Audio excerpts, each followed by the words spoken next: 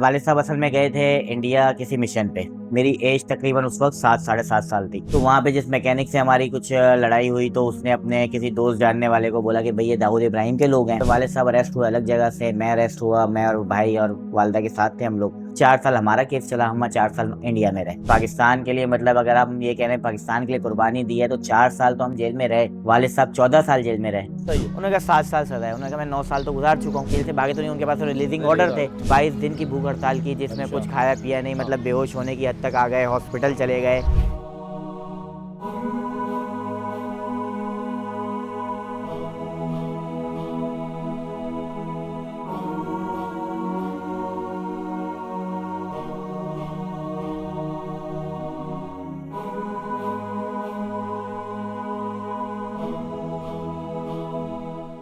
मेरा नाम असलान सईद है। मैं मॉडल कॉलोनी का रिहायशी हूँ और मेरा MI डेकोरेटर्स एंड कैटर्स के नाम से यहाँ पे बिजनेस है।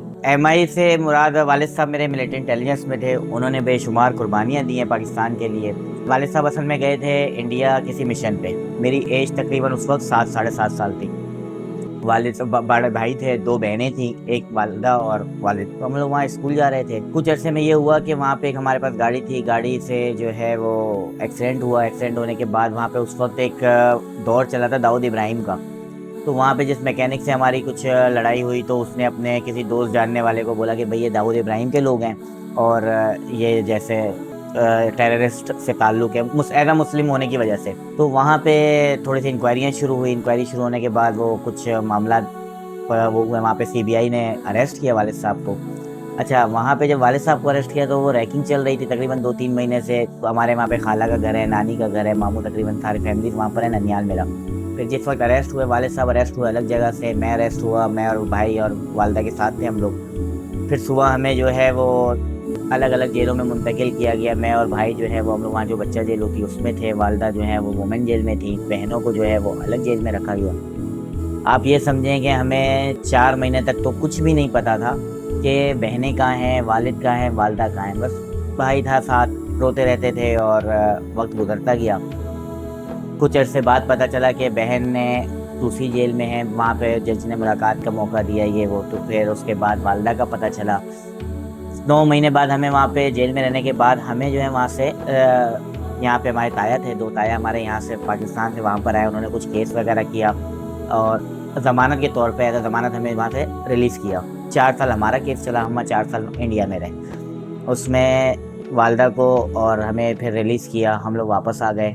पीछे वालिद साहब रह गए। वालिद साहब तकरीबन 14 साल जेल काटी उन्होंने। तो इस पाकिस्तान के लिए मतलब अगर हम ये कह रहे हैं पाकिस्तान के लिए कुर्बानी दी है तो 4 साल तो हम जेल में रहे।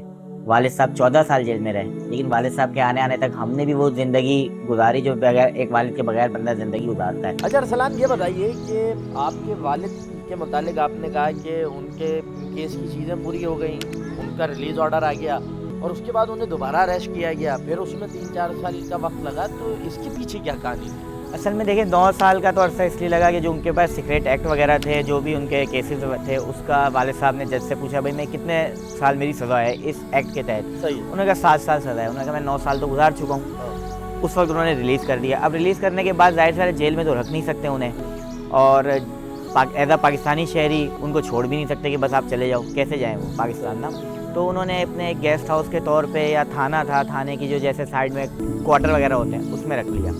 अब 4-6 महीने उन्होंने यही बोला भाई मैं अगले महीने आपको डिपोर्ट कर रहे हैं, अगले महीने भेज रहे हैं, अगले महीने भेज रहे हैं, हमने लेटर लिख दिया भेज रहे हैं। 6-7 महीने वो गुजर गए, उन्होंने कोई रिस्पांस नहीं किया। उसमें ये हुआ कि कमिश्नर पूना था वो भी उस में सस्पेंड हुआ क्योंकि जज ने तब वो 15 दिन का टाइम दिया था कि 15 दिन के अंदर डिपोर्ट करें। वो डिपोर्ट नहीं कर सके। फिर अब्बू ने भूख हड़ताल की, 22 दिन की भूख हड़ताल की जिसमें कुछ खाया पिया नहीं, मतलब बेहोश होने की हद तक आ गए, हॉस्पिटल चले गए। हॉस्पिटल में उनका एक मिनिस्टर मिलने आया, उसने याद दहानी का वो क्या कि भाई हम भिजवा देंगे आपको, आप खाना तो खाएं। तो फिर वो जब खाना भी हो गया, फिर 6-8 महीने और मज़ीद गुजर गए, कोई रिस्पांस नहीं, कोई डॉक्यूमेंटेशन वगैरह नहीं थी। अच्छा, हम यहाँ इंतज़ार कर रहे थे कि वहाँ से लेटर भेजें तो हम यहाँ पे डॉक्यूमेंट्स पूरे करके भेजें। ये इल्लीगल जो है बॉर्डर क्रॉस करते हुए पकड़े गए हैं और ये भाग गए थे कस्टडी से, जेल कस्टडी से भाग गए थे। अच्छा, फिर अब्बू ने उधर ये किया कि भाई मैं वकील नहीं लूँगा, अपना केस खुद लड़ूंगा।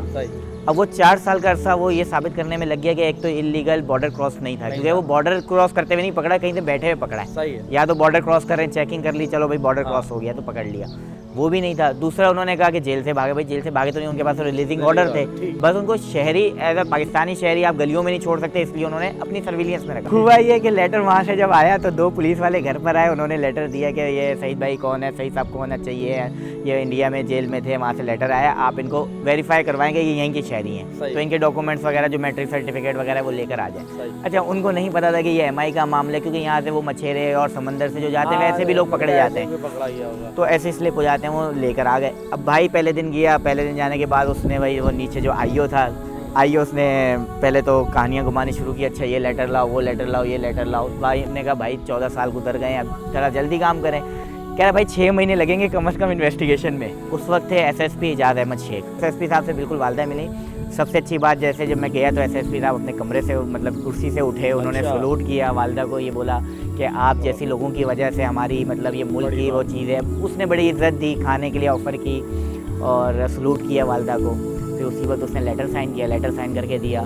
फिर मैं होम डिपार्टमेंट में गया, होम डिपार्टमेंट में पहले सेक्शन ऑफिसर को देना था लेटर, वो रिमार्क करेगा, वो सेक्रेटरी के पास जाएगा, फिर होम मिनिस्टर के पास, वो इंटीरियर मिनिस्टर है, ऐसे ही घूमता रहा, ऐसे ही घूमता रहा। अच्छा अरसलान, ये सब तो हुआ, इसके बाद जब आपको खबर मिली कि जी वालिद साहब वापस आ रहे हैं और वालिद साहब को आपने आते देखा, बॉर्डर क्रॉस करते देखा, पाकिस्तान की हुदूद में वो दाखिल हुए, कैफियत क्या थी उस वक्त? उस वक्त मैं असल में काम पे था, DC ऑफिस में जॉब करता था, किसी काम से हम लोग गए हुए थे कॉन्ट्रैक्ट पे, तो DC साहब ने गले लगा लिया था उस वक्त, मेरी आंखों में आंसू आ गए थे। अच्छा, उस वक्त भी मुझे मतलब आखिरी दम तक ये उम्मीद नहीं थी कि बॉर्डर क्रॉस करेगी। भाई ने फ़ोन करके बताया कि हाँ वालिद साहब ने बॉर्डर क्रॉस कर लिया, मुलाकात नहीं हो सकी है, लेकिन वो आ गए सामने हमारे, बैठे हुए हैं। हम यहाँ गली में आर्मी वालों ने जब छोड़ा, अपनी गाड़ी में लेकर आए थे, तो उन्होंने गाड़ी में छोड़ा, तो फिर वहीं राय से वो लोग जमा हो गए थे। फिर वो जैसे गाड़ी से उतरे पहले वहाँ पे हमने एक इस्तकबाल भी हुआ होगा बड़ा। हाँ, वो बड़ा तो खैर नहीं, क्योंकि हमने किसी को बताया नहीं था और ये मामला थोड़ा सा ऐसा था कि हम उसको किसी को बता नहीं सकते थे, तो इस वजह से जो है।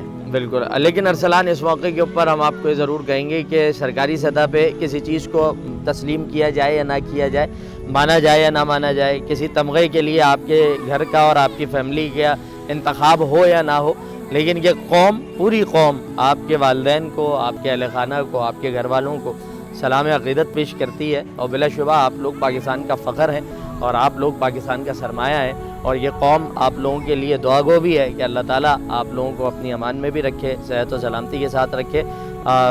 हम सब को आप पे फ़ख्र है और हम सब आपके साथ हैं।